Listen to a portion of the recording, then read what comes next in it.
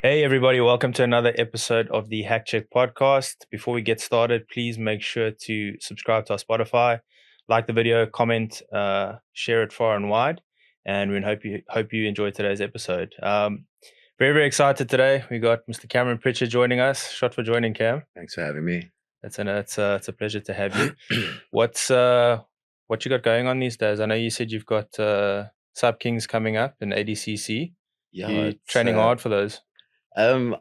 Dude, I had swine flu and I was like down for like a month, didn't do jits, didn't do anything apart from like wake up and try and not die, you know? Hectic. And then I got invited to Sub Kings for the under 93 division, and I was like sick.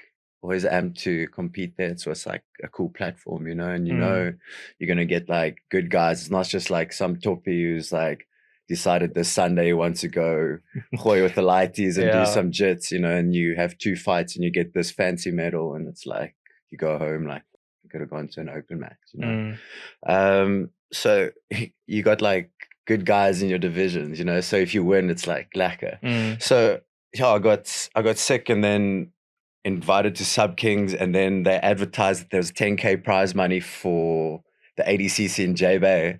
Oh yeah. So I was like 10K, let's go, you know. So I hadn't trained. I did a private with Derek from Power Plant.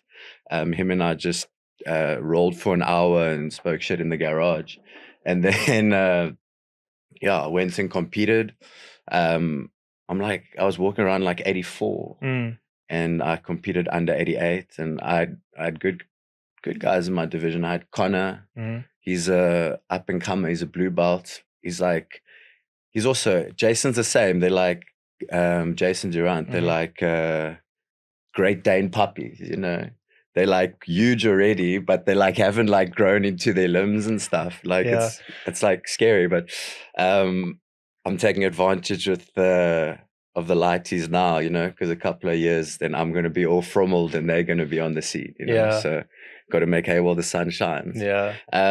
So did that, won my division under 88, and then threw my name in the hat for Absolute, yeah. And I think that's like it's the best, you know, like everyone after the comp is like, let's go. It's like, who's the best, you know? And I had some studs, you know. I had Matty Taylor, then Desley, and then I had Jason Durant again. Unfortunately, he caught me slipping, you know. You win one match and you think you've cracked the code, and then you take your foot off the gas and you make stupid mistakes, you know. So I got caught, and he got 10K, which was like, I'd rather have lost my division and won Absolute. You know? Keep the medal, give me the money. But yeah, that was cool, and that kind of like, I've been stagnating for a while, you know. Like I'm waiting for premises for our business to put our gym in, because the building that we were originally going into kept us on hold. We had to get builders in because we wanted to put in toilets with showers, and then we had to have a building come in and check the plans and say, yes, you can knock this wall, etc. Then we had to get a plumber in as well, and we had done all this stuff, and then it came to the end that they sold the building, and the new owners have a vision for the building, and that is flats in a restaurant. So yeah, we didn't suit the vision, and that like kind of put a span in our works, because we bought mats and bags and lockers, benches, like the works from Mikey when they moved premises. So we basically have the old PFA in my garage at home, you know. So at least you can store it at home. You don't have to pay for storage. 100%. The only shit thing is I got all this awesome equipment. You can't use it. It's like having a surfboard and you live in Joburg. Yeah. You know? I know what you mean. You're itching to go surf, but you can't. There's no sea. Those O's come Binnelanders. They hit the coast, no wax on the board, no fins, and they hit it. Anyway. But so while I was waiting for that, I'm kind of been stagnating because I moved to Paul, and so it's a 45-minute drive one way, and if if it's like traffic or peak hours, it's anything from an hour and a half plus, Easily. you know. Yeah. It was the bus strikes. I mean, the taxi strikes yesterday and the day before, and my girlfriend China was stuck for like almost 4 hours to do a 45-minute trip, you know. I was like, so it's like slowly like meeting people in my area, and I got 1 or 2 guys around, but I don't have that like constant everyday people to roll with, which is something I'm working on. Got like little crews, you know, like some of the Henzo guys, we have church, which is a Sunday, and then like Carl Abrams, myself, and some mates from other places, Leon, etc. We'll meet up and get some rounds in, or meet up in the garage by me. But yeah, no like set classes. I've also been teaching at PFA, but it's once a week on a Friday. So it's fun and I enjoy teaching. And Mikey's kind of given me like carte blanche to like teach what I want and how I want. He's like, if you want to swear, it's your class. I'm like, yeah, you know, let's go. Yeah. So I've been having a blast there, like figuring out, because while we were working on everything for us, I ramble a lot and I jump, but it's always to give context, you know. While I was working on the whole Zion Jiu-Jitsu with my partner Jean, we would sit like every night and work out. We worked out a blue belt syllabus already. Nice. So like, yeah, man, like I've been privileged. Like I started with Chris Bright at PESFA, you know, and like, so I was under him, and then I moved to Fight Fit, then I was under Richie. Then I moved down to Cape Town, and I'm at Henzo's at the moment. So Kurt, George, and all the boys there. Obviously I don't go as much, but I'm still lucky to be exposed to the guys and get a round or 2 on open mat here and there and just hang out, you know? Yeah, and just learn. For sure, dude. Like at church, sometimes we'll roll and someone will do something, and then all the guys will come around like bunch of nerds and like try like figure it out, you know. And one guy will be like, "Oh, I do it like this." Other person will be like, "Oh, this is my variation," you know. And that's where I've been getting like most of my learning from, you know. And then I teach things in the class that I want to learn. Okay, you know? So you can try and like work on well. and stuff that I feel that they need, you know. Like I was saying, I had the privilege of being under all these coaches, and I've seen how they run their businesses, and like I've gotten different looks from each one, you know. Like I started with Chris and I learned how to work my ass off, you know. The philosophy was more is more, you know. If you're tired, do an extra round, you know. And it kind of set a good baseline for me when I moved to Fight Fit. I kind of struggled to find my place, you know. I was still like trying to figure out who I am in this game, and I just thought moving there I'd like have all the answers, because it's like you got a lot of coaches, a lot of fighters you're exposed to, you know. Like at PESFA, I had Chris, Sandile, Shorty, Reese, you know, and like from time to time, other guys would jump in, you know. And also those sessions were also like, who could make them? Some days it was just Chris and I, you know, and like, obviously that wasn't the main reason for me leaving, but you know, it's like, yeah. Anyway, so like when I moved to Fight Fit, struggled to kind of find my place, make good mates and stuff, and I didn't have that strength and conditioning and sprints and stuff that I used to do in PE, because I was just trying to like keep up with the martial arts classes, you know. And I was just like flustered, you know, and I think it took all of that to kind of get me to where I am now, because like I learned how to put systems in place. I learned how to chain wrestle, chain things together. Not many people, like I learned how to program, you know, like workout systems for a person's style. It's like, okay, this guy's a bully, his knees are erect, so we're going to play like a more sitting game. Here's a, you know, like work something towards their style. And I'm able to basically give people a blueprint, and then they can put in their pieces, you know. It's like Richie has his fundamentals, and I think that's the best, you know. Like other classes or schools will have beginners classes and stuff, which is amazing, but fundamentals, it's like, this is the shit you need to know, bro. If you want to do jiu-jitsu, you need to know the shit. And I think like lately martial art or Brazilian jiu-jitsu has been kind of like it's almost like cheated, you know, like guys are short tracking it because now it's like you can sit guard and play legs, Yeah. you know. So now these guys have this identity as leg lockers. It's like, I'm a leg locker, bro. I do leg locks. I love leg locks too. I got more to my game. And these guys, you pass their guard or their legs, and It's then like there's like nothing, you know. So there's all these guys wanting to be like jiu-jitsu influencers and shit, like, but they're like 1 week white belt, you know, doing barambolas and shit. It's like Ashigurami. Yeah. All the buzzwords. Yeah. Yeah. Man, like buggy chokes, motherfucker. Like, that stuff is poison, bro. It's like, you know, I always like teach, I ramble, sorry, man.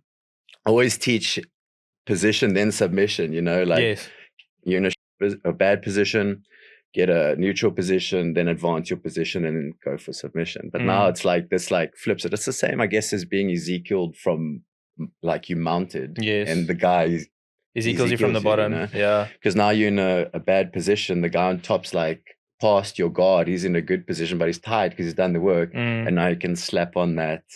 So yeah, I'm very aware of that now because I don't want to be caught in that. Yeah, you know, 100%. Become a statistic. Number 2 to ever get caught from there. Yeah. Tell me now. So when did you start with Chris? Because that's where I actually first saw your stuff. Was like when. Because I've known Chris for quite a while. Cause I'm also from PE, so I didn't know that. Yeah, so I met Chris ages ago, and then I like followed his stuff because back in the day, he had I think it was his nephew or something, a guy called Jordan. Geordie, bro. Yeah, that was like his protege. Was his brother-in-law. Oh right. Or ex-brother-in-law. Yeah, dude, that guy, he was like before his time, man. He was like throwing switch knees, like 2010 style. Yeah, like, as a lighty as well. Like he had 2 pro fights. Very smart dude. Like he got kind of like over the martial arts scene, not because of not enjoying it. It's just like there's no career to be had in it, you know, like, so he chose to become a lawyer, and good on him. But he was like, he was the next coming, you know.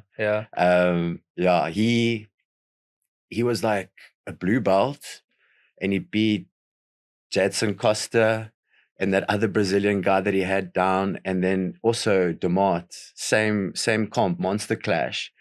In jiu-jitsu you beat them? Yeah. Oh really? Yeah, dude. Sure. And he was lighty, bro. He's just this little block.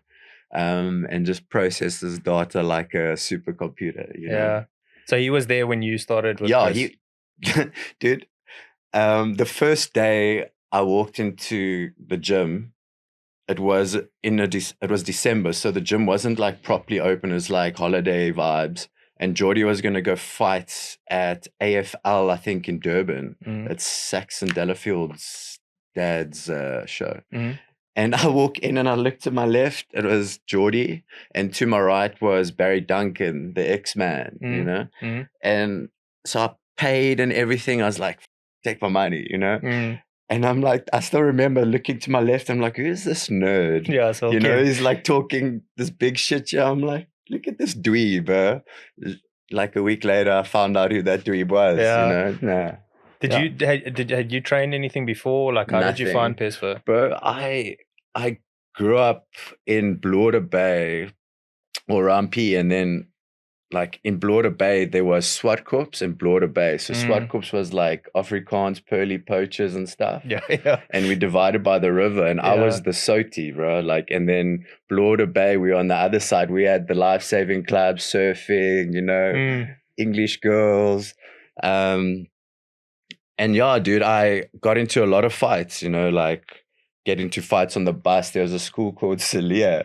Yeah, and Celia, and our bus used to ride past their school, and they'd use our bus, so we'd ride together. But we know if they catch the bus, we have to ride through Swartkorps, and it takes us an extra half hour. So we'll tune the bus driver, they're not coming today. So the bus will start riding, and they'll chase the bus down, and then they'll get on the bus. And then we'd like Barney on the bus, bro. It's like in your uniform, box each other up.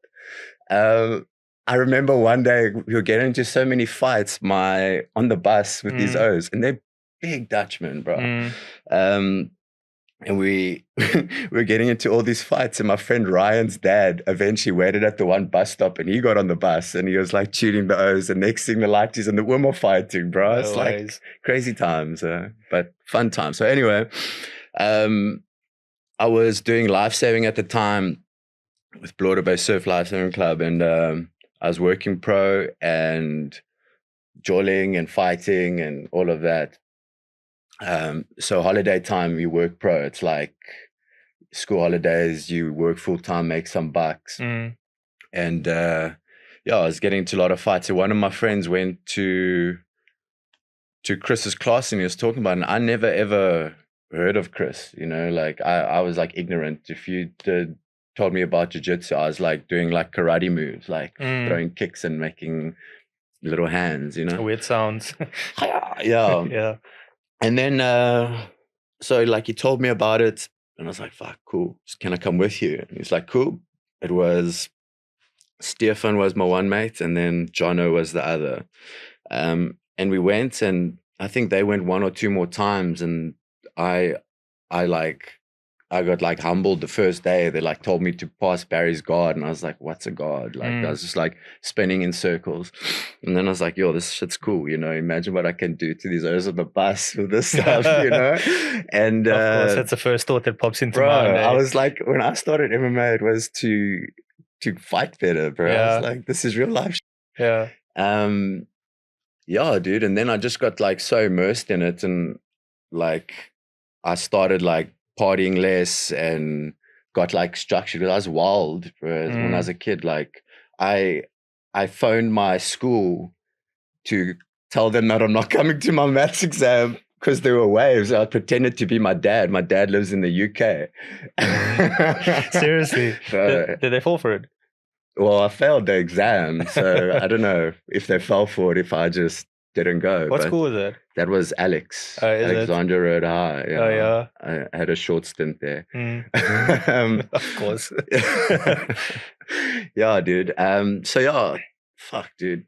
It was literally to fight better, and I walked into Chris's gym, and then it like changed my life. It's like, I can tell you like 80% of what I have in my life today is because of martial arts. Like people I've met, places I've been, opportunities that have come to me outside of martial arts. It's like, like Dana White talks about, there's a soccer match going on here, people playing baseball, but a fight breaks out, everyone's gonna, and that's kind of the thing. People like gravitate towards it, and people from all different industries are either intrigued by it, or they want to like upskill in a way or whatever, or just hang out with a fighter because they want to feel like they're tough. Yeah. Guilty by association type of vibes, So you meet like literally the wildest people, where like I've got to experience things like I would never have experienced in normal anything life. else. Yeah.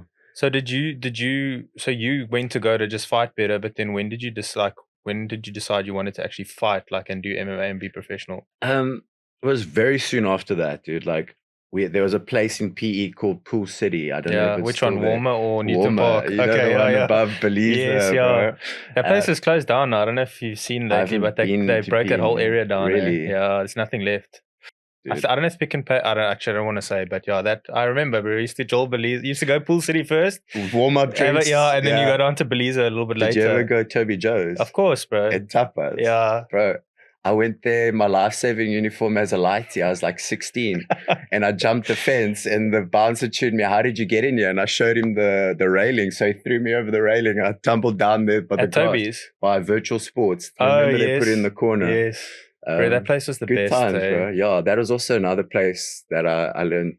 I mastered the jab outside Toby Joe's by Vorschman, bro. Vorschman, I fought a guy from Vorschman till past the Oceanarium to the Mackie D's till I found my mates, and then it all got separated. Yes, we used to go to that place. Just a sidetrack, bro. We used to go to that place when we were lighties, That's how we started to like. Also, it's like the same thing you're saying. I think it's like you start to learn shit there, like stuff you're not supposed to. Your parents don't want you to be there. Back then though, we used to have a lot of house parties because you couldn't get into clubs. Now you can be 14 and you're in like fucking proper clubs. I think you have to be 22 22 to get into Toby's and like 24 to get into virtual sports or something like that. Bro, It was and if you're a ridiculous. chick 18, you know? Yeah.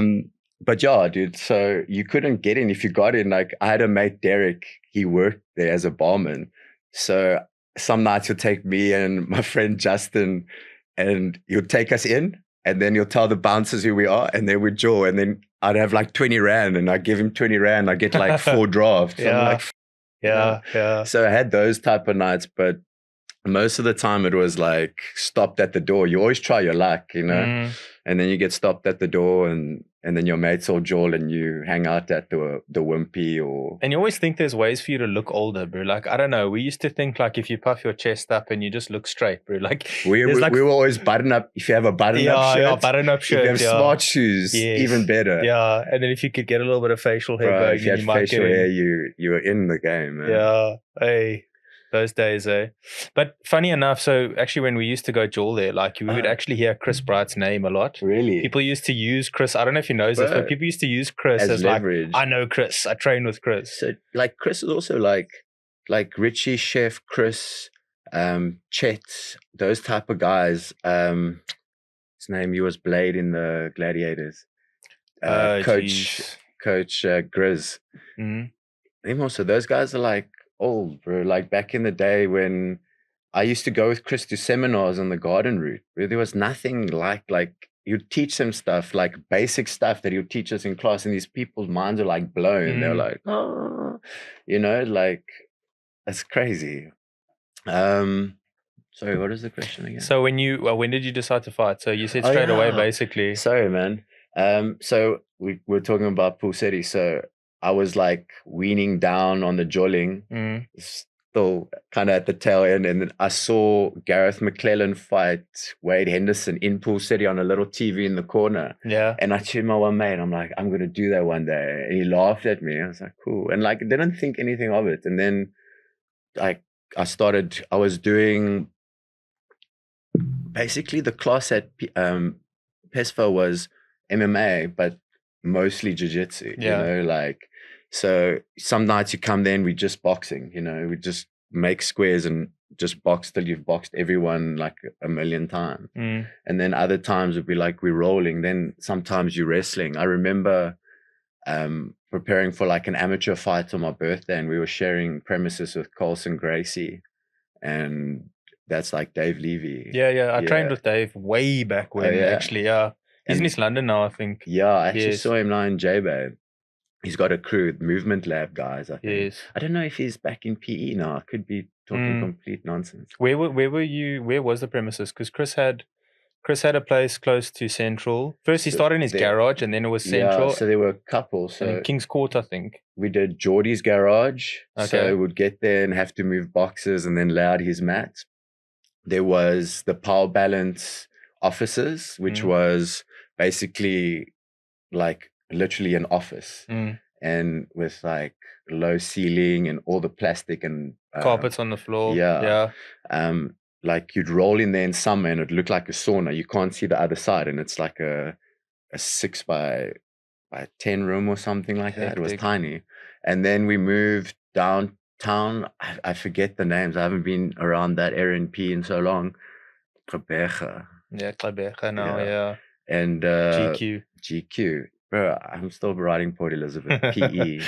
And then there was King's Court, I think, as well. Yeah, so we had that place downtown, and that was a big premises, but it was like a barren warehouse, and birds, like the doves would come at night, and once it rained and we came in, the mats were literally like floating on water, and it was a dodgy area, so it didn't last too long. We moved out of there. Then we went back to a garage, then King's Court. King's Court was like the game changer, because like in a mall, but the mall was like kind of dying, so like got good rent and got a cool space, and it's kind of safe because now you got a parking lot with security guards and people come in, so now your moms and kids and stuff are feeling they're happy more to go at night. You know, and their significant others are also more inclined to let them go, you know. It's like, and now then they moved to another place, I think, and now there's a gym, I forget what its name is, either Move or something. It's it was like a Planet Fitness at a stage or something, but they got quite a cool little spot in there. So yeah, they've also, it's like been around, like always trying to find like the best spot. Yeah, I guess it's a thing, whenever you want a certain spot, it's taken, and then when something comes up, you make a rash decision, you move into a spot, and then you're like, then that next spot opens up, now you got to wait it out. Yeah. But yeah, it was also cool because every time you moved, you get different clientele and get different people and new members, and yeah. How long were you there for? I fought. Because you did all your fights with them, right? Yeah, no, I had 2 fights out of Fight Fit. Okay. But everything up until there was with Chris. Yeah, I fought P.T. Coxon, Trezor, Bruno Makulu, Dino, Francho Kabulu, Dino, and then Judd with FFM it was Littlefinger, Junior, and then that Brazilian. Yeah. And then Aniset Kanyeba. Yeah. And that was like kind of where it like ended. I just like kind of fell out of love with the sport and just wasn't preparing right for the stuff and just like doing it because I felt I needed to do it, Because how old were you when you stopped? Because you were still quite young, right? I'm 33 now. I was like 28. Okay. Maybe. Yeah. Maybe. I don't know. but it was a couple of years back, I think. Because like 5 years maybe. Okay. Yeah. You just went into it anymore. I know what it takes, and like MMA is not like a sport you can do like jiu-jitsu and other things where it's fun and you can have days where you just want to like flop around, and it's like, if you're not mastering all these things, why are you even doing it? Like there's hundreds and thousands of hungry people who are like, the biggest thing you hear in MMA is hardest work in the room, no days off, all that bullshit. And I was like, I want a day off, like I love this, like I don't want to start hating it, because like I think it's like anything, you start something and you do it because you love it, and because you love it you progress quite quickly because you're putting time in, because you're enjoying, you're always thinking about it. But then you start getting good and people notice you getting good, and then there's pressure to compete and do things, and it's like it's a rite of passage, like, and you do it and it's like, this is me, my whole thing was no plan B, because if you have a plan B you're not committed to plan A. Don't, like, but like everything in its time, like I can look at my life in like wedges or like blocks, I'm like, okay, this block I was living this mindset, this block I was living this mindset, and each time, and like each block is necessary, like if I don't make these mistakes or haven't lived this life, I like can't, like I was telling you, like trying to gravitate towards what I like, like how can I know if I haven't experienced, and maybe I have this shit experience, I'm like, okay, don't want that in my life, and maybe this experience was great and was good for me in like healthy ways, I'm like, oh, let's gravitate towards that type of thing, But you won't know unless you try, and obviously I'm always up to try things. I'm just, there's certain things that's like, okay, that's like life ending or just stupid, like not going to do crack and heroin and shit, there's some stuff that there's a reason why people don't try it, man. But it's true what you say, because like you actually summed that up perfectly, because you start something because you got an interest in it, and then whether you're good or not, you're going to keep doing it, and then inevitably you do, because you think about it all the time, because it's what you really enjoy to do. You get good at it, you put the work in, but then that pressure, bro, like I don't know, I know exactly what you're talking about. It also becomes your work now, so now you have to do it. It's not you're doing it because you want to, it's like I have to. And it's other people's expectations of you, I guess. Because then there's outside factors. Now you got sponsorships or like things like that, or you bro, I gambled, bro, like my life with EFC. I'm like, okay, if I lose, I get 1 month's rent. If I win, I get 2 months rent. So let's win, bro. Like easy. And then like in certain areas of my life, and I say this in Joburg, my life became a little bit easier because now I'm like making money. Like people in Joburg pick a hobby, you know, and they stick to it. Cape Mm. Town, it's lacquer. You got the mountains, you got the sea. Every night is a Chill joy. life. You know, you can be whatever you want on any night, any day. Mm. So no one needs to commit to anything. Joburg, it's like you have to drive somewhere to do something, you know. You have to leave your block to go to another block. And so some people are like, okay, in my bubble, I'm going to find a healthy, it's either going to be a gym or a martial art or something like that, or it's going to be the Joel, or it's a combination of the two, you Yeah. know.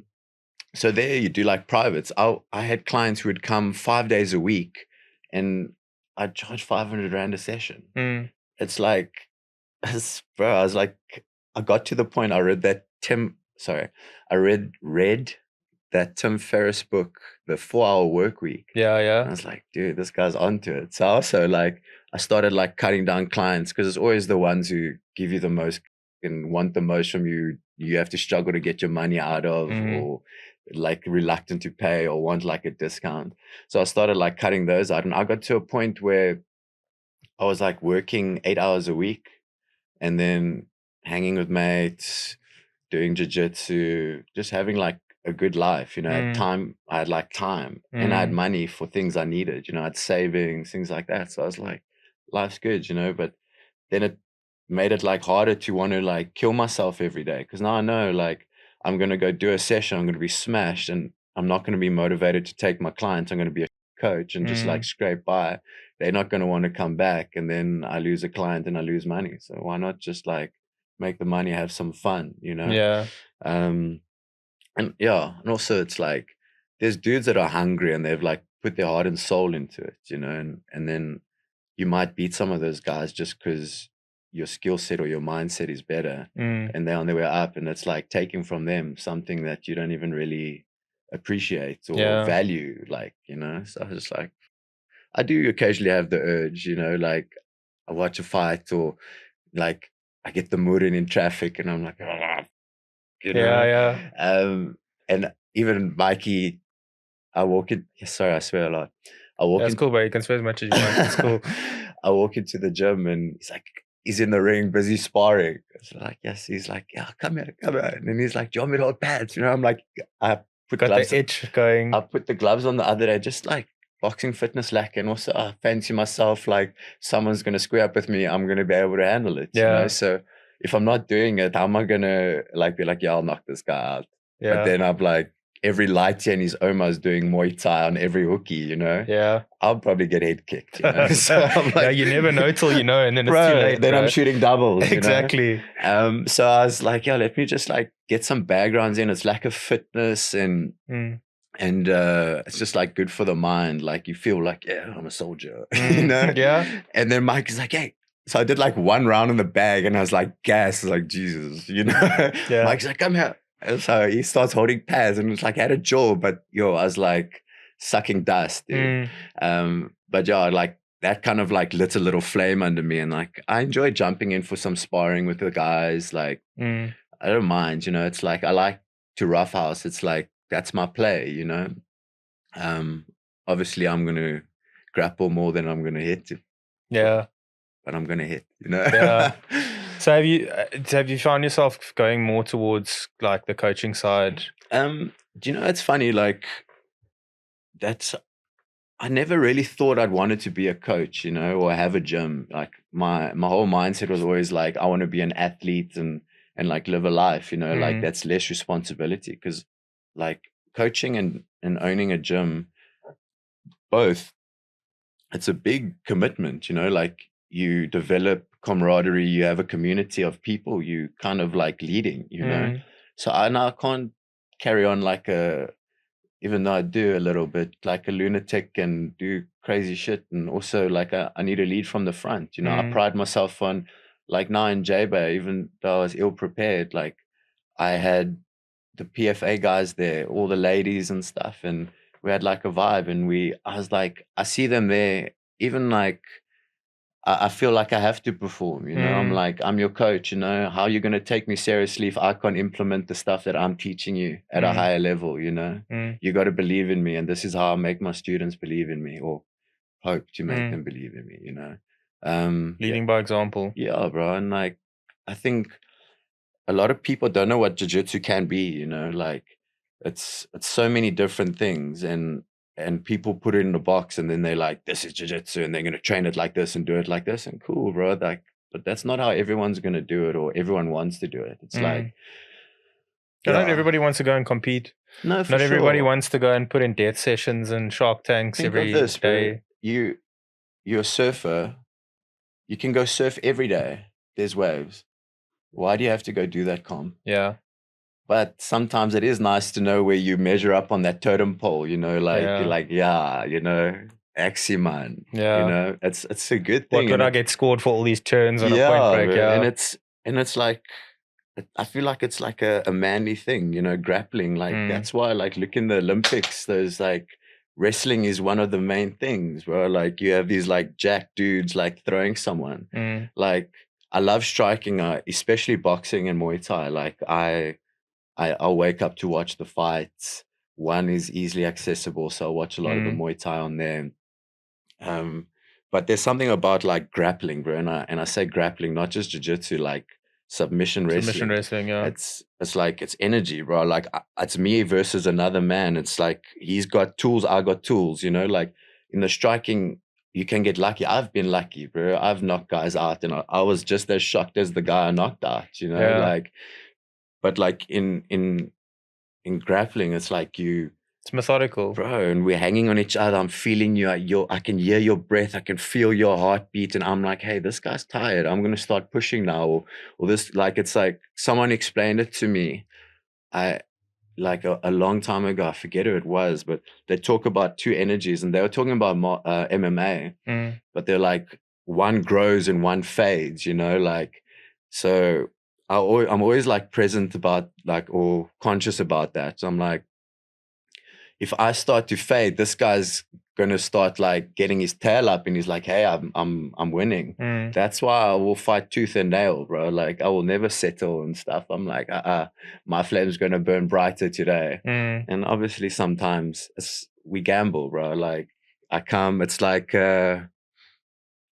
It's like there's so many factors that play in, you know, and sometimes you win, sometimes you lose, but it's like how it went, you know, like I don't mind losing if it was a good guy and we had like a fight, dude. And I'm like, yeah, like obviously it's like, but you have like a shitty one, or you never got a chance to perform, then it sucks, man. But as long as you did everything you can do, as cliche as it sounds, but like as long as you get to do everything you can do. But I think that's also like, you don't accept that. You don't just accept a loss, or like you don't just accept a position or whatever it is. But like, if you gave a good account of yourself, and you end up losing, but everybody, you know, you like in every position, you didn't give up. In every position, like you were supposed to do this, you did it. You know what I mean? Like that's still satisfactory. Then even if you lose, yeah, for sure. If you can find like your little victories for yourself, that's cool. Like I quite like I said, I was talking about, I was at the beginning, how I was stagnating and I haven't been training and stuff. But like these competitions now, it's like kind of lit a fire under me again. Because I like, it's hard to get motivated for just a medal, bro. I've thrown medals in the bush on the way home because I was bummed with my performance. You know, like, you can ask my girlfriend, we've got bags at home with medals in. It's like, it's just medals, bro. Like it's cool. Like that one I got in J-Bay now is actually the proudest medal I have. I just feel like the guys I went through there, like Jason and Desley and Maddie and Connor and all those guys, I'm like, I earned my medal. 100%. You know, like I'm proud of that. You know, I got a lot of cool looking medals at home, and I'm like, I don't even know who the guys are that I've competed against. And I'm like, dude, you know. And after a certain point, they're just going, like you say, into a bag, and they just go into storage, basically. So like now they're throwing incentives in, like the J-Bag comp was 10K. I'm like, okay, now I like gambled a bit. I was like, hey, I got a bit of bucks for petrol. If I win this, I got some extra money for this. So I was like, let's go, you know. And I think it's like, as soon as you start making it viable for people, you're going to see more people, like the pro divisions are going to start filling up and the levels are going to start getting higher. Even now, they got the they got the ADCC onto Fight the UFC Pass. Fight Pass. Dude, Yeah. how wild is that? And now I might be lying, but I'm hoping I'm not. They're giving away Flights to Poland. flights Yeah, I to also heard Poland, that. dude. Yeah. I think that's So- for is that for the each pro division or I think absolute so, or I don't bro. know. Yeah. And now I see my division's got like 14 people in it, and all like killers, bro. So I'm like eating the jungle oats here, preparing mentally. Yeah. But it's like now it's a comp, dude. If I win that comp, I've won a comp, bro. Like, yeah. I remember competing as a white belt, and it was Abu Dhabi World Trials and stuff. And I had like 8 fights or something. I was like, yo, that was like you had to always earn it back in the day. And then later on it like kind of fizzled out, and then it's like you go to a comp and you have 1 fight, or you have 2 fights, or you do a round robin. And I was like, it's not fun anymore.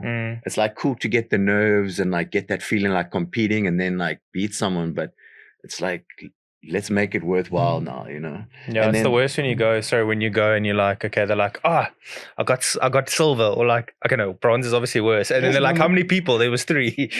Yeah. What did you come? I got bronze. I got silver and a 3. 3. Yeah. Like, even if you win gold there, people are like, but come on, you had like 1 match. You had like 2 matches, you know? Yeah. Yo, anyway. But I guess that's all changing now. Like, there's a lot of different promoters going out. Like, obviously, we got the AJP and ADCC. Then the Alpha guys are doing something now. They had a revival comp or something. So I'm hoping they do another one, because I paid my entrance fee and got swine flu, so I couldn't compete. Yeah. And they messaged me back and they said they'll let me. They won't reimburse me the cash, but they'll credit. So I'm like, that's cool. You know, as long as they have another one, you know. I'm sure they will. Yeah. Yeah. So then they'll be sick. And Sub Kings. I mean, Sub Kings started, dude, like, that, yeah, 100% Al and the guys, because even the super fights, they give the guys cash, you know, like. So I'm like, dude, that like makes me want to like put effort into this, you know, and like, and also like they're giving out sick belts. I want the belt, like obviously I want money, but the belt is more of a draw for me. You know? I'm like, that's like legit. It's not some little tin thing that they got some guy to engrave. It's like legit, man. Like you feel like something, and they're making like divisions where you're fighting guys who are guys. Like, I got now in the Sub Kings light heavyweight, I got Badat, Jason's there again. So I'm seeing him at ADCC now and then again there. So him and I are going to be sick of each other in a minute. You know? I think Michael Block is also there. Michael Block. Yeah. I looked at the poster the other day, man, but Stefan Pretorius, Warren Allison, Wade Henderson. There's a lot of good. Yeah, it's always didn't good. even count so many names. Yeah, that was might be them all. Yeah. So yeah, dude, like it's sick, and to have like each time they do it, they upscale. It's like they're not stagnating. A lot of people like rest on the laurels and stuff. And one thing I really like is they like dress it up nice. You know, like a lot of people are happy to just have a hall and let's go. You know, and back in the day that was cool. You know, but now you're wanting to get a nice pick for a sponsor, or you like just like.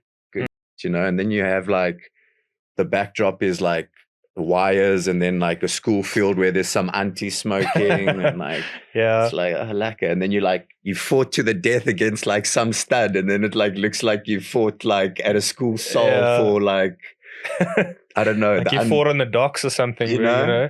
Yeah. So they got quite a cool stage, and it's like nice because it gets you that like almost MMA like feel, because now you're performing. I'm on a stage, I'm performing. Whereas I love tournament format for jiu-jitsu, because it's like you're getting your rounds and you have to like get yourself like almost do like pit crew, you know, like between the rounds you have to like, okay, get the arms right, get the heart rate down, quickly drink enough but not too much, you know, and like, okay, we're up again, get the mind right, prepare for the next one.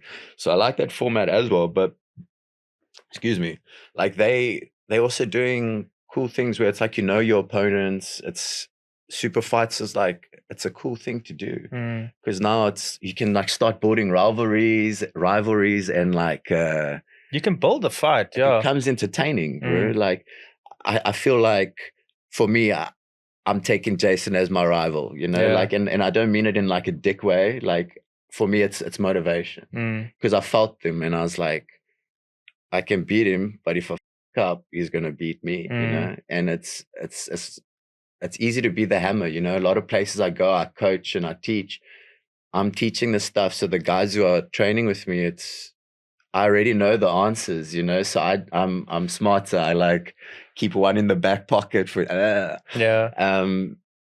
so I get to be the hammer often, which is, it's cool if you're trying to implement techniques and stuff, but or like just build confidence and just like timing and positioning. But if you're wanting to push yourself and also just for your mind, I know when I'm rolling with tough guys, when I go into fights, I'm like, you know, I've been here, you know. But if you haven't and you've had like easy fights where you haven't been in the bad positions, it's easy to give up. Then it's like it's foreign territory now. Now you're like, oh. That's why like it's, I got it from like in PESFA, we used to do it a bit, but a lot at Fight Fit we did positional sparring. Dude, game changer. Because how many times are you better than the people you roll with? So you won't get into that position. You're smart enough to avoid it or whatever. So you're not going to go there. And then you never get that time defending it or like working escapes or exactly figuring it out, being comfortable getting comfortable being uncomfortable. So that stuff like is like the game changer. And guys are starting to do like camps for jiu-jitsu. I just like train and then I'm like, oh, it's this weekend, Wednesday. Okay, stay focused. let's do a little bit less work so I don't feel like I've been hit by a bus. You know? So how do you, so now when you prep for comps and stuff, like, because obviously you're at a certain level, like you say, most of the time you're the hammer. Do you then just go, is positional sparring what you now still do to this day to like can I tell you, I'll teach a class and then I'll roll with everyone or with my students in the class, and there's some guys there that can roll really well. Jiu-jitsu boy John, him and I wrestle like every time we meet up. I know, okay, you bring your lungs, because he's like 90 odd and he can wrestle, you know. So him and I have like back and forth rounds, and it's like he's also like, he's respectful to me and he's like a student of mine, but I'm like, hey, now we're rolling, you're my training partner, bro. So then we go at it. Like today we grinded, man.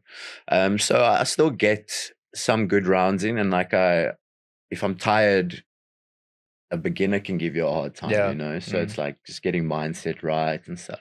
But I don't roll nearly as much as I need to and used to. So I'll do like Monday, I'll do an hour. I have Derek from Power Plant, him and I link up and we'll just spar for an hour. Is that the owner of Power Plant? Yeah, he's one of the owners. Okay, I rolled there because I just asked because I think he opened up. We had a traveling jiu-jitsu group. Oh yeah. And I think he opened up. He's also a brown belt, I think. Eh? He's purple belt. Is he purple belt? Yeah. Okay, yeah. But he's very good. Yeah, but they're all good that side actually. Yeah, that's why I remember them. Wim Johans means yes, yeah. But Nick there is also very good in the gi. I haven't got to experience him yet, so that's on my to-do list. You know, it's only 30 minutes away. Yeah. So I want to experience him a little bit. Yeah, man, I had a bit of shit luck with my motorcycle, and then he's no longer with us. Cape Town people can't drive, bro. Yeah, I know. And I've done a couple of Supermans. So my girlfriend and I are sharing a car. I was renting a bakkie for a while, but it just got like, it wasn't viable anymore. Like it's like diesel, and then I ride like 260 Rand one trip. Yeah. And then I have to pay 4.5 on the bakkie, and I'm like, yo, it's like adding up. You know, bakkie in today's times, bro. Just the petrol alone costs more than the bakkie. It got to like I was paying what I pay, or more than I pay on my rent currently for the bakkie and fuel. Yeah, it doesn't make sense. And then I'd pay like 260 on fuel from Pole and back to town, and I will take a private maybe too, and then I'm like making 450 on a private. I paid 260 on the, it's not viable on the fuel, you know. Like, what am I doing? And it's like sometimes I'm like shattered, and I'm like okay, it's a 45-minute commute, hour of sparring or whatever hours, 45 commute back. Then it becomes like a chunk out of your day, and you've only actually really gotten like a little bit of training out of it. Yeah. So I'm like figuring out how to be smart around it and stuff. But at the moment on a Monday, myself and Derek will go at it. And then I'll just, I work like part-time on a farm and stuff. So I do like manual labor. So I'm getting those boot hands. You're taking like growing a muscle. Yeah, eventually I'm gonna like throttle those. If you're rolling in gi, it's gonna come in handy. Eventually, watch me say this as my grip fail right away. So I've just been like upskilling in every way and like learning. And I think being away from the jits makes you more hungry now. You know, like I think I've been very spoiled for many years, being so immersed in it, like it's around me every day. So you like take it for granted, and like you have people to play with every day. Like as much as you competing alone, you need people, you know. It's like, it's not like I can go surf or skateboard on my own, you know, even go play golf on your own. But to do jiu-jitsu, you need someone. Otherwise you're going to look like a dork, like Imanari rolling and stuff and Granby rolls on the floor, and that's about it. So yeah, and then I'll come through on a Friday to teach a class at PFA, and then I'll link up some privates before, and then one will be Scott, and him and I will also spar for an hour, and then maybe teach someone or whatever, and then I'll lift some weights, do the class. While I teach the class, I'll get like 3, maybe 4 rounds, 6 to 5 minute rounds in, and then I'll come on a Saturday and I'll do the open mat. It's just like the open mat at PFA is like 10:45 because they have all their sparring and stuff before, or beginners class and stuff. So it works out quite nice for me, because then I can do my obligations pole side in the morning and then shoot through, train, still do the open mat, you know. Whereas if it was earlier, I'd like have to wake up much earlier, and then I wouldn't be able to do certain obligations because they set at certain times. So it's like, yeah. So then I'd go through, and whoever's taking class, whatever, we just hit it, you know. I just try to get as many rounds in as possible, and just try to make sure I grab the guys who are going to go, you know. Not a guy's going to like stop in the round and be like, I'm tired. I don't care if your skill's not good, but I need you to push me, you know, because I also get tired. And if I'm tired and you're not doing anything, it's up to me to initiate, you know, and then that's tiring. So now I have to go. So it's harder on me. So if you're pushing, it's giving me something to work with in the reaction. Otherwise, I'm going to be like, lay back and wait. And next thing, in 5 minutes, we moved like 2 positions. And that's partly getting up and you high-fiving me. And it's nice because they're MMA focused gym, and everyone that does MMA does push. Yeah, and that's the cool thing, because also like I go very seldom, which is bad, to the com class at Henzo's. If I go there, I do they got a lot of open mats, which is fun, which I usually go to, and church on the Sunday with Kyle and the boys. So like you get different looks, you know. I'm like rolling at PFA. It's got a more of a wrestler. MMA guys don't want to play their bottom game. They're on top grinding. Then I go to Henzo's. Guys are doing all the Ashley style flipping. Everyone's trying to leg lock me from next Tuesday, you know, which is sick because I'm learning, but it's a different style. Now I have to adjust my style. Then I'll go to Power Plant, and I was rolling with, there's 2 blue belts there that are quite good. And a guy, I think he was from France or Italy, I can't remember. But I went and taught a class, and we got some rounds in, and that was like a little power lifter, bro. And he's got like short limbs. Yeah. Like, and I say short, I'm not like he's midget, like shorter. But he's like thick. So it's also like now this guy's like able to get up from every position, and my levers are a lot shorter because of his arms. So I'm struggling to create that leverage. So I'm always like figuring out different things and having to adjust, you know, like I haven't had like a coach in a long time, you know, like most of my stuff comes from either talking with mates after a roll, or YouTube or Insta. You know, I've got that ADHD, you know, the 30 seconds is my attention span, you know, so I can like consume that. But I enjoy watching jiu-jitsu, like sitting and watching matches. Like I'll get more from that than an instructional. Instructional sometimes just gives me like a finer tune, you know. It's like, oh, this hand placement makes it better. But when I'm watching the guys do it, I see the intensity they're doing it at, and I'm seeing the level of people they're doing it on, and oh, he did this because of this, you know, like, because also you don't get to try certain things if the person's not on that level, you know, like different people give you different looks, you know. So I'm quite spoiled in that aspect, as even though I'm not training as much as I'd like to, when I train, I'm exposed to so many different styles and bodies, you know, because it happens a lot. It's like people like preempt your movements. We're all doing the same techniques. We're in the same school. So I'm like preempting what you're about to do, you know, or I've smashed you a couple of times now. Now every time you go against me, you just like roll over and play dead because you just expect me to smash you. So I'm never getting that fight back, you know. It's like you died inside a bit and I'm your master. And that's also not a good look, you know. So then you start stagnating, big fish, small pond. So yeah, I'm also like, I really enjoy the teaching though. It's like it's weird how it happened, because my lease ended. I was staying in Gardens in Cape Town in the City Bowl, and we were going to open Zion, and then my lease ended, so I moved with my business partner Jean to Paul. And just before then, Chris Bright sent me a message that Mikey's looking for someone to help with classes because Jalson's stuck in Brazil.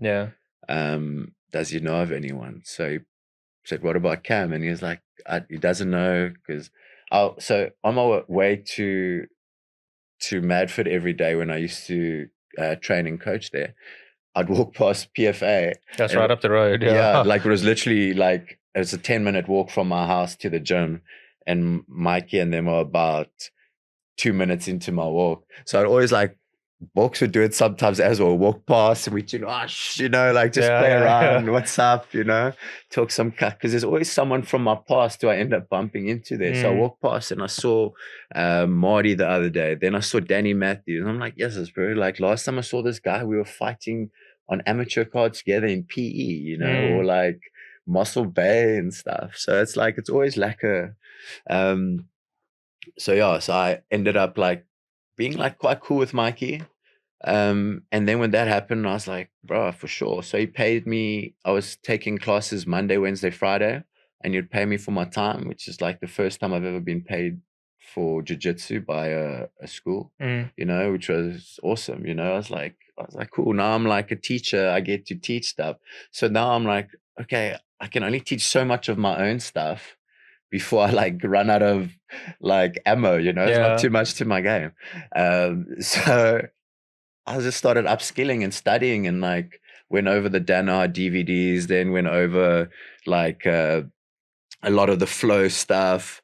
And it's been cool, you know, like it's funny to see, because I see guys teaching like copy paste from the Danaher things, like, and then I'm like, I got the cheat code, son, because now I'm like watching what you're teaching. So I'm like, oh, I know this. So it's been cool, and I've been upskilling that way. So it's changing my game, and then it's also like, it's like funny how like I've got like a craving for knowledge now. I'm like, oh, this is so sick, because every time you crack something or something else starts to work, or you figure this out, and it's like opens up a whole different area of your game, you know. Like I was telling one of my students, they're like, you know, I can't do this. I was like, I'll teach this and this, like, and take what works for you and then put the other one on the back shelf, you know. Like I learned techniques years ago and I never used it, and then I learned another technique, and now all of a sudden this technique is viable, and I haven't used it for years, and now I'm smashing it every session, you know. So it's like a funny thing how it works, and it's a lot of fun, you know. So the teaching now, I'm like, PFA kind of really like sparked my passion for it, which was a godsend, because now I'm going to have my own school. You got some experience ahead of the time. Like, and I have taught over the years, but like at Fight Fit, I was teaching ladies Muay Thai and striking and things like that. I never got the opportunity to teach jiu-jitsu. But like Richie had quite a hectic system, and I think I was just too ill-disciplined to like study that stuff. And like sometimes I want to kick myself for it, and then other times I'm like, it's almost a blessing that I'm learning some of that stuff, or some of the stuff that I learned now or then is actually only viable to me now. It's like I was saying earlier about the blocks, you know, the different stage in your life, you know, I needed that stage for this stage, you know, and now I'm able to draw inspiration and influence off like South Africa's like greatest minds, you know, like Mm. Chris Bright, Kurt, That's literally the who's Rich, who of, you know, yeah. like, and then you have all, yeah, dude, like the jiu-jitsu scene in South Africa at the moment is quite fun, and it's like, it's only going to get better. I'm quite excited about it. It's actually like getting to the place where soon it's going to be viable for guys to actually make a living off jiu-jitsu. Because right now, the only way to really make a living is to run a school or something. So now like that, you're gonna soon you're gonna be able to actually just make it from competitions. Yeah, like pure just 100%. Competing. Like, well, if you think about it, the last ADCC before J-Bay, they had like a 3K or 5K prize money for actually. Yeah, there's 5K. J-Bay 10K, that's already 15. Next month or this one now, I'm sure they're gonna have something. They got a ticket to Poland, but there could be some cash as well. Let's say 5K or 2K, whatever. Then Sub Kings another 10K. You know, this is like there's money to be made now, and it's not like astronomical, but if you think about the expenses of like accommodation, flights, and also like time away, like you're missing out on money plus you're spending money. So it's making it more viable, because it's like a fight camp, man. You just sometimes it's not even about making money, it's just about not losing money, you know. It's like, okay, I can do this. That's why, bro, I will only pay for my comp the week of the comp, even though I have to pay the late fee, because I don't know what's going to happen in my life. I'm like, maybe I get sick, maybe I get injured, maybe I have to go somewhere, and then that's like $800. Yeah, just gone. You know, and I'm like, bro, $800. Give me $800 and tell me to go have a good time. I'm gonna have a great time, you know. Or I can just throw it to the wind and be like, okay, it didn't happen. You never get it back, dude. If you do 2 days of comps, if you do gi the one day and you do no gi the next day, you can get injured in the first day. Yeah. Have paid for the second day, and you won't get that second day back, even though you're injured in the comp. Bro. Yeah, and they won't even IOD, bro. Yeah, injury on duty. Exactly. Like, they won't even give you. Yeah, because I got injured in the one comp on the. Maybe I should have read the rules ahead of time, the terms and conditions. But I got injured on the gi day. There's rules. Yeah. Well, I'm still in like the intermediate part, so there's still all the no reaping and all that shit. So I got injured in the first day, and then the second day I was like, well, guys, I can't compete. Like I might pop my shoulder, whatever. And they're like, okay, cool, just email whoever the people were. And I emailed, they're like, sorry, no. Wasn't even like explanation. They're just like, sorry, buddy, that's against our policy. I was like, okay, shit, dude, there goes. I also hate when it's like, yes, we will do it for you, but we're gonna make you jump through rings of fire and drag you and lambaste you till we give you that. It's more effort to try to get it. Eventually, you're just like, please. But I think what's also going to happen soon, and I'm really hoping that maybe like Sub Kings, that seem to be the type of people that can do it, is they start making. They already do super fights. Yeah. But like quintets. But like, for example, like you have if you have, let's say, like Luke Griffith is overseas, you bring him back to like Fight Oaks, like have Luke and Johan or whatever, something like that, That'd be sick. A lot of people pay a lot of money for that, bro. Hey, man, I want to take some of these big boys out, and then I want to put my name in the hat for the heavyweights, because I'd love to compete against Drickus, Johan, Luke. Even, dude, like Aiden Griffith. All these guys are like, it's like if you train at Cornerstone, you have a certain avatar, it's like the Luke Griffith body, and they pump it out, just have different facial features, because everyone there is like 10 foot tall, super long limbs, dude. Yeah, I'm sure Jason was also from Cornerstone originally. But that's I think that's the way it's gonna go, because I think they're just gonna keep upping their game. I hope so, dude. I hope it goes that way, and that's also cool, because now you're getting attention from overseas and from here, because it sucks that we've got like some high level guys here, but if you want to make it as a jiu-jitsu athlete, you have to go overseas. Yeah. And I don't mean to train and stuff, I mean to compete, because I feel like we are on the level now where we have gyms that can produce guys who can compete on a world stage. For sure.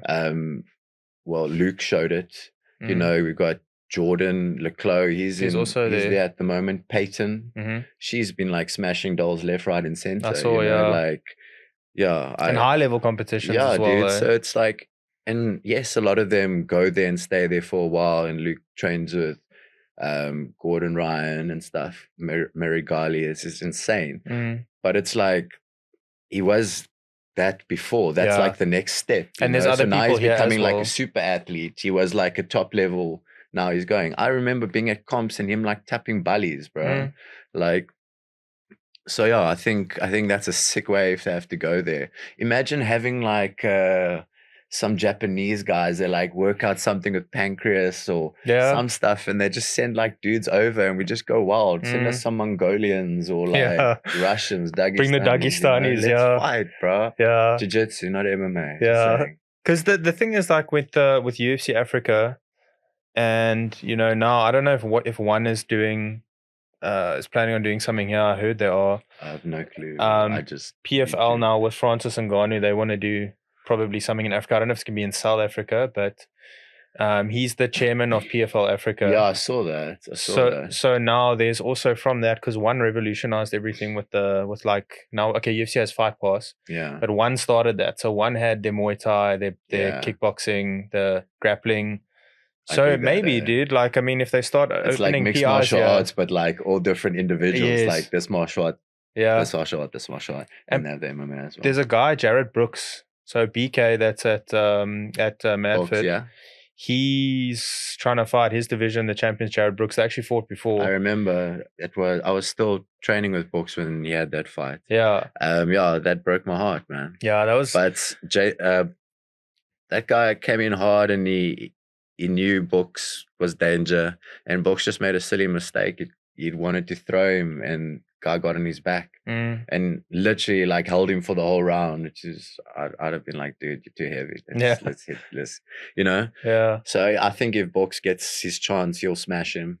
Well, that's the thing. I don't think he's going to get his chance now, because Darrek's going and grappling Mikey Musumeci now. For real? Yeah. Instead of, that's the talk. Like, he's going to grapple Mikey Musumeci. But was his grappling even that hard? Yeah. He's like good. But he's picking the grappling over the MMA. I guess it's a biggie bang. Maybe, yeah. I guess if I beat someone like BK, and I'm like, that I got lucky because he gave me and it's like we say lucky, and I don't mean it in disrespectful way, because if I had got that, I would be like, yeah, I got it. But like Box never got his chance. If it was like they got the chance, you'd have like clean floor.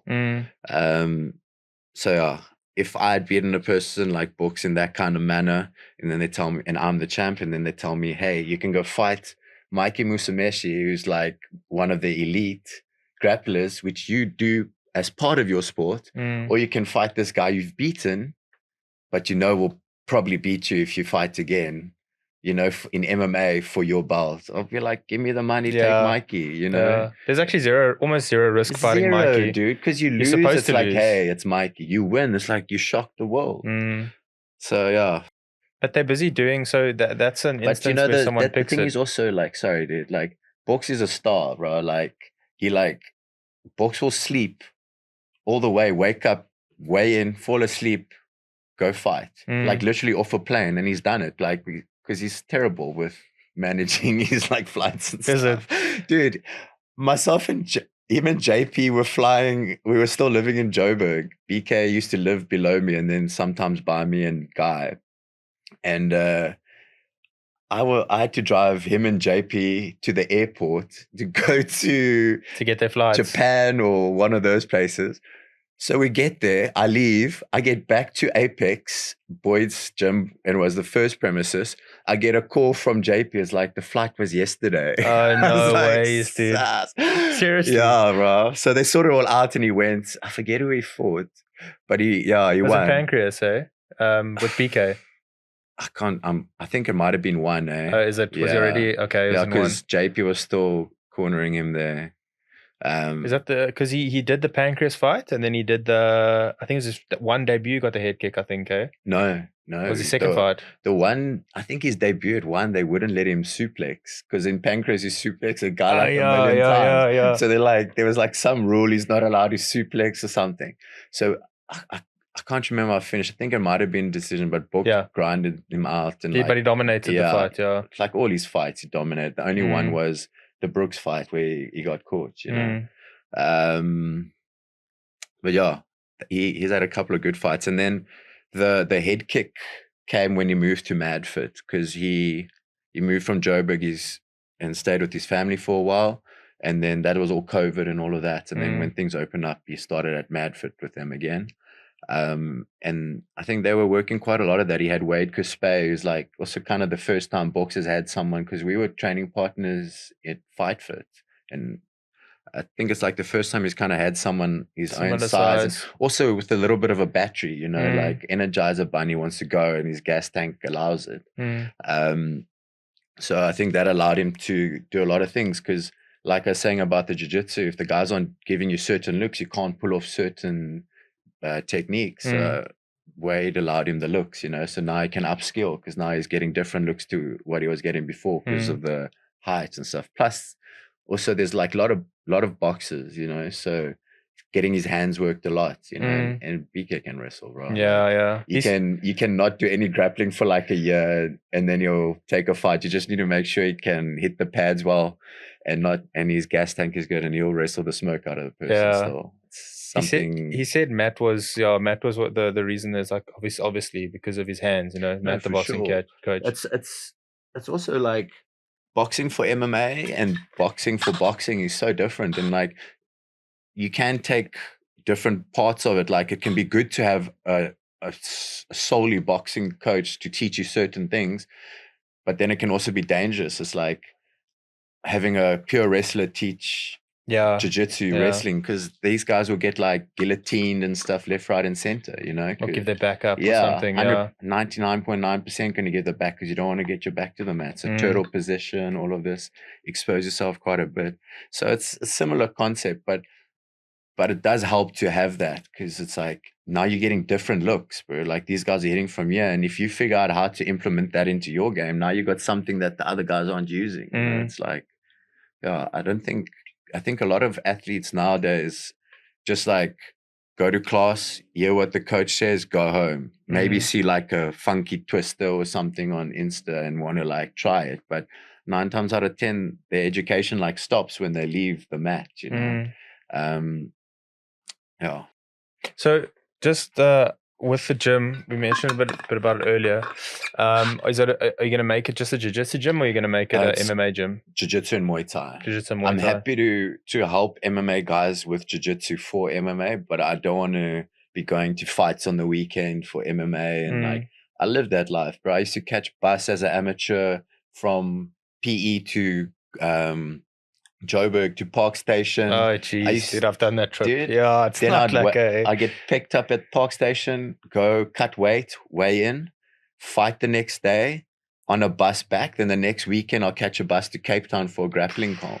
Like, I was like doing little fundraisers and to raise bus fare, bro, just to go compete. Because obviously back then, amateur, you didn't have the luxury of flights and accommodation, and like now they got the amateur. Yeah, dude, that's surreal, bro. Like it's giving like people a platform, you know. And also like now if you're a school kid and you're doing that, now you can get sponsors, and it's by the time you finish your school and you may be going to go study, you don't have to worry about a part-time job to get this and that, because like these things are coming, you know.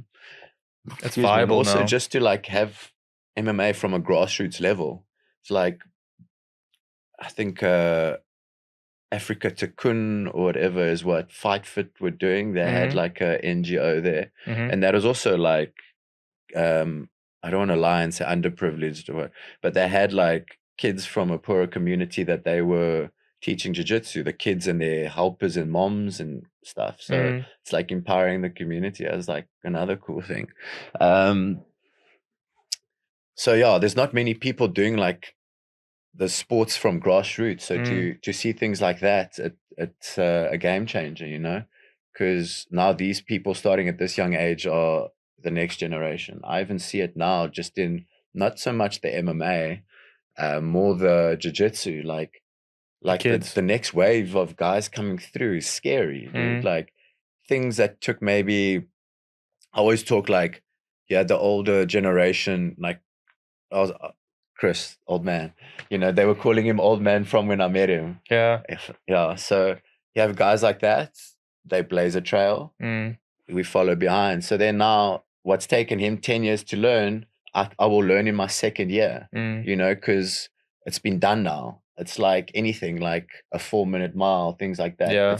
No one thinks it possible till it's done. Now it's done. Now everyone can do it, you know. Yeah, and then everyone's gunning for the 3.5. Yeah, for sure. And now, like with that, like we got like fast tracked. I'd like to think I'm like the third or fourth generation of it. Like yeah. And that's how like I know most of the Henzo guys is through competing back in the Carlson Gracie Cups, Abu Dhabi, World Trials, Gas. That was the sickest comp, dude. I know those the gas comps and the Carlson Gracie actually. That's why I met Rico actually, was at the Carlson Gracie, the first one. Oh yeah. They had at Old Grey. I think it was like 2008 or something, bro. It was it was ages ago. I did one in Etenach. Is it? Yeah, at the sports center. That's where that was like my first ever comp. You'd have to have a fight before you get in there. Because as soon as you cross that border, people are looking at you funny and everything. Spanner Valley. Yeah, but Gas did. Everybody. I mean, Gas was the comp back in the day. And that's when you were talking about earlier about like back in the day, you had like 8-10 people in your bracket. You fought all of them. It's a round robin. Yeah. So I remember having in that tournament, I had like also like 6 or 7 guys, and then I had to face everyone, and either you win, lose, or draw. It's like you either beat the guy or you lose to the guy, and then you get points. So I beat this guy, beat this guy, beat this guy, I got points. I drew against this guy, get this amount of points. I lost to this guy, I get this minus points, whatever. At the end of facing everyone, they tally it all up. And then they'll take the 3 and 4 will fight out, and 1 and 2 will fight out. Or you may have quarters and whatever. I'm lying, and then finals is no time. I remember, I think it was Ruan Potts and Dave Levy had like a hour something fight. Dude. Like I don't know if you know Juan Otu. I do, yeah. I had him on as well, and he had a 49-minute fight.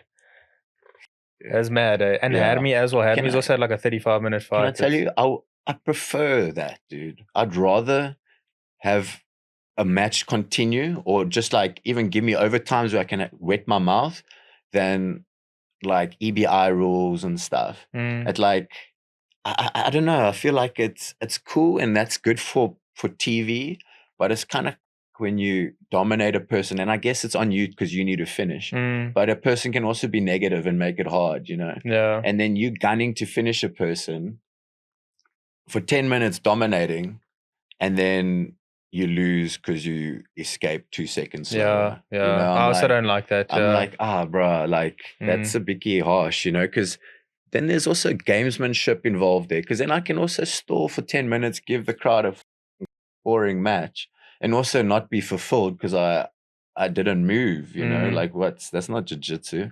But also, and then I can like sneak out the win because I've been practicing my spider web and my body lock. Well, that's exactly, you were just about to say it, because then I know if you miles better than I am, I just need to get to a spot where I can wait it out, and then I know, okay, first thing is back takes. Yeah. So I just know, like okay, I'm going to practice back takes for the next 6 weeks. Back escapes and back finishes. Exactly. And just be good enough and move enough to not be called for stalling, you know? Yeah. Just the guy's about to say, you just move. He's like, hey, see, move. Yeah. That being said, I might also just be salty, you know, like I'm like, give me more time. Let's fight till someone dies, you know? Till someone gives up. Yeah, you know? Eventually they're going to be like, these guys, it's like exhausted, like no one's got anything left, and like one guy like falls onto the other and they count it as a pin, you know? Like I'm happy with that, you know? That's where all those gas stories ended, bro, most of the time. That hour, whoever decides I'm done. Like, yeah, that's my it. wife is waiting for me. We were supposed to meet at the Spur an hour ago. Yeah. Man, I think that's what Felipe Pena did against Gordon Ryan. It was like, nah, done, enough now. You reckon? Yeah, man. I guess it could be a lot of things. I just don't rate him as good as he used to be, bro. Like I feel back in the day and in the gi and all of that, cool. But I feel like now he's like kind of like rested on his laurels, you know. He's Felipe Pena, you know, and he'll put in a camp and stuff. But every time I've seen him, he looks slow, and like I feel like he could have done more, you know. I don't care how many bench presses you're doing, and bro, like I want to see you like scramble, and like I want to see you like panting and like sucking dust on the mat if you're going to go compete against like Gordon Ryan, the best in the world. Like I don't want to see you training with like soccer moms and like even have your people, but they're all yes men. And I'm not trying to like attack the dude. I'm just like, yeah, that's Yeah. just where my head's at with it, you know. Yeah, I like to see Nicky Rod and Gordon Ryan go again. Yeah, Actually, Craig Jones, bro, that's like my favorite I enjoy day him, to watch. I follow the B team stuff quite a lot more than I do New Wave. The main reason I follow New Wave is because of, obviously, I follow Gordon Ryan, everyone does, but Luke, you know, I'm like, hey, that's our people, bro. Yeah. So it's always like you see him there with all the top dogs, you know. I'm like, oh, there's GSP, oh, there's Tonin, you know. Yeah. It's like Mary Guiley, it's like surreal, dude. Jake Shield. I'm like, what? And now it's not just him, it's him, it's his sister. I think Aiden was also there. Aiden Griffith also Oh, yeah, spent he some was time, for a and bit, I then think, Jordan. yeah. So Yeah, soon it's man. going to be the next one, the next person, the next person, It's the next even person. just cool that they're doing these things because they're creating inroads for everyone else, you know. Like now it's like, oh, the South African guys are actually quite cool, you know. And it's great to see like Luke and his sister as ambassadors, you know, because they're both like, she's like so sweet and friendly, but then you put her on the mat and she squashes He's people. a killer, yeah. And he's also like silent dude, like he's getting a bit more vocal now, which is necessary to get the matches he wants and stuff. But he's there to compete, and like he's got like a cool belly, you know, like I haven't seen people who have that like family relationship like that, like kids still respect the parents and stuff, but like parents still so involved in people's lives. It's very like cool, good to balance. see. Yeah, dude. No, cool, man. Listen, all the best for the ADCC, Thank you, and dude. for I'm sure I'll see you there. And for Sub Kings, dude, that's a big one. Yeah. Like I'm looking forward to that. But Thank that's you, a dude. Me too. sick bracket of people that are there. I looked at it the other day and I was like, should I do homework on these guys? And I was like, let me have like a glance over it. And then I was like, chances are at least 3 or 4 people are going to change before we get to the final 8, you know, like just through injuries or guys like trying to gun it hard now because they want to win what I want, what's mine. And then, so we'll see what happens. But a lot of the guys I have either competed against before or like been around when they competed and stuff, so got to see. So I've got like a baseline understanding about most of the guys.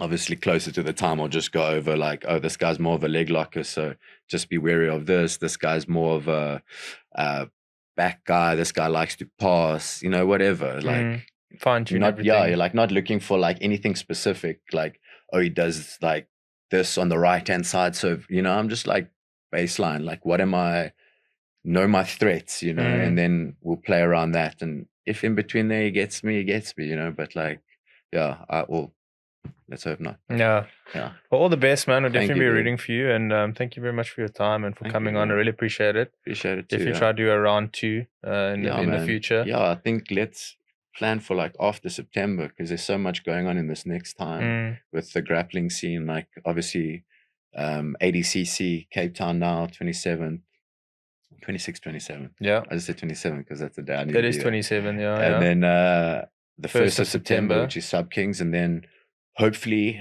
I get there, which is 16th ADCC in Poland, dude. So I've got an appointment on Monday at Home Affairs to renew my passport. Then I just need to sort out the Polish visa, and then go choke someone hopefully and win a ticket. Otherwise, get to the main show, scuttle, dude. Bro. Yeah. Why not?